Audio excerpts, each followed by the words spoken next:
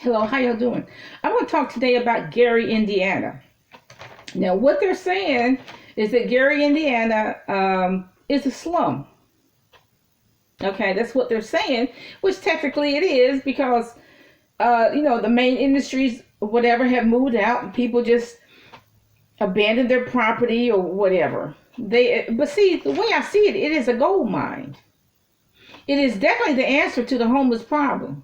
Okay, if you are, you know what, homeless people, they get some form of income.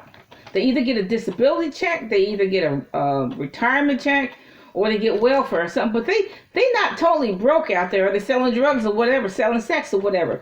But homeless people are not broke as we think, because if you're totally broke, you cannot survive.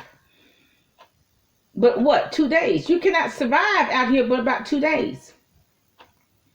You cannot survive anywhere. Where I live, you cannot survive but 2 days. And if you're in California, you have no income. You cannot survive but 1 day. And then that 24 hours, you got to make a decision whether or not you're going to sell drugs, sell your body or whatever, because you can only survive 1 day in California without no money. So actually, homeless people in California, they get some kind of income, whether it's retirement income or whether it's Social Security, or whether it's Social Security, SSI, disability, or whether it's welfare or something. But they're going to get some kind of money from somewhere, because you cannot survive in California but 24 hours without money. Because I don't think you can survive in any big city 48 hours, 2 days.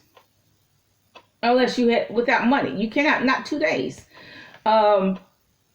Let's just say Nashville, Tennessee. You cannot survive in Nashville 2 days without money. You got to think of something to get some money in. You got to think of something to do.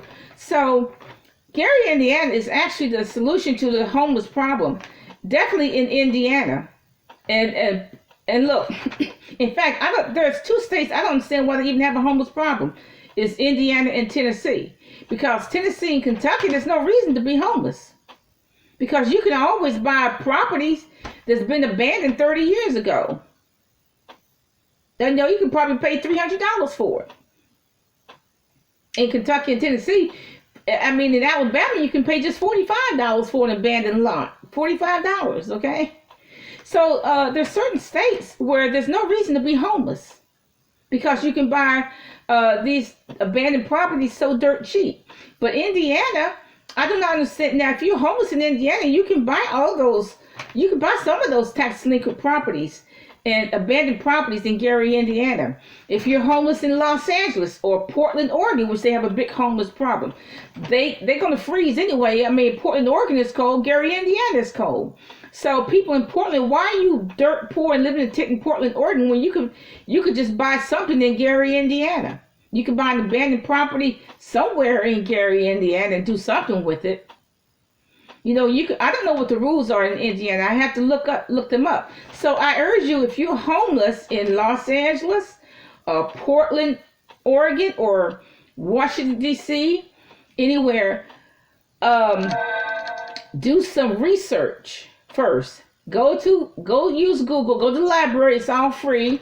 Go to the Gary, Indiana website and see how to buy tax delinquent property.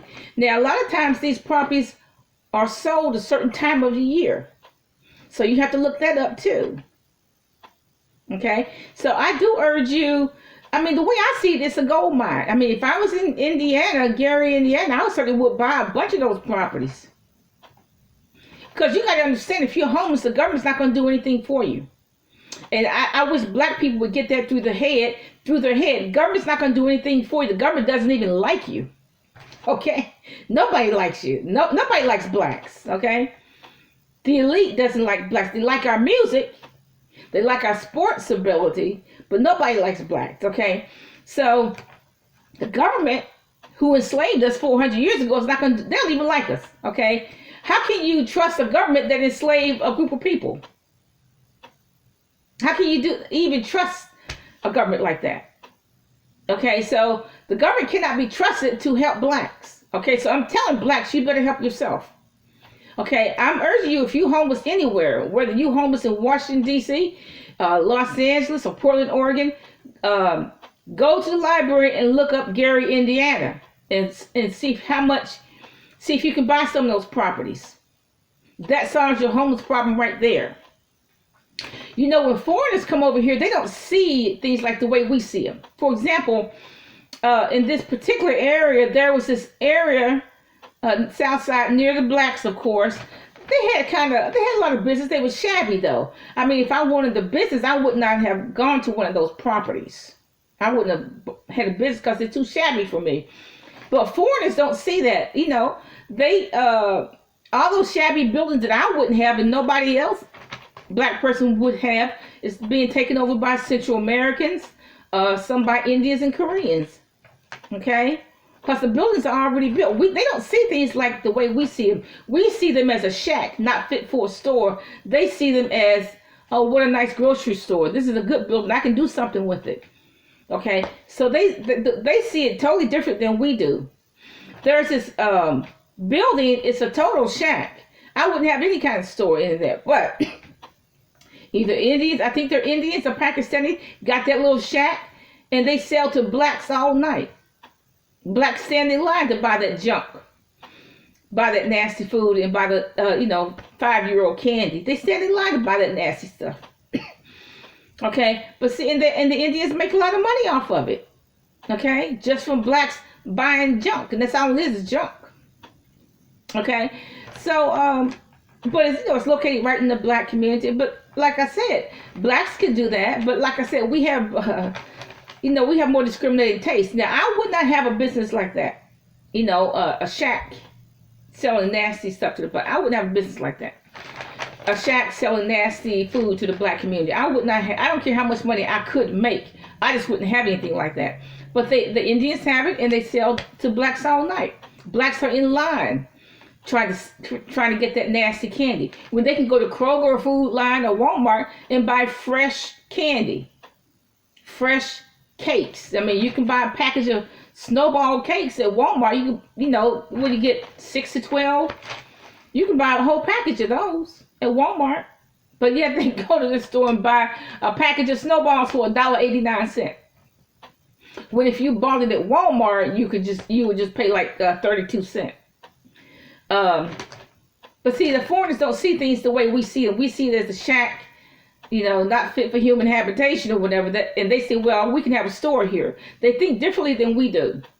So I urge you, if you are homeless in Los Angeles, Portland, Oregon, which they have an overpopulation of homeless people, Washington, D.C. has an overpopulation of homeless people, I suggest whatever money you have, you take it and you go buy yourself an abandoned property in Gary, Indiana. That takes care of your homeless problem, because your home, that's your basic need. Is a house, a shelter. I mean, even in third world, the first thing they do is build a shelter.